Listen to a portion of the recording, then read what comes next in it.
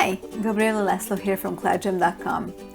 When there is an important document I want to keep tabs on, I like to use the notifications feature because notifications keep me up to date on changes on any given Google file.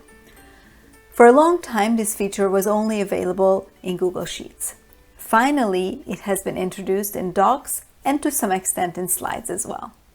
Let me show you where to find it. This is what it looks like in Docs. Click the Tools menu and select Notification Settings.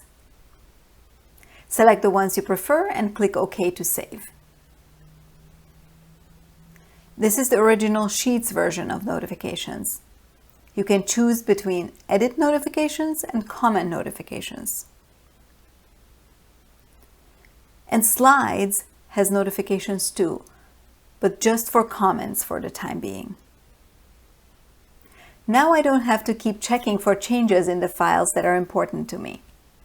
If you work as a team and a team member has to take action on a file before you can go in and give your input, turn on notifications and you will know when it is your turn. If this tip helped you, please give it a thumbs up. If you want to get notified when a new video goes up on the KloudGem channel, subscribe and click the bell. Thanks for watching. Until next time.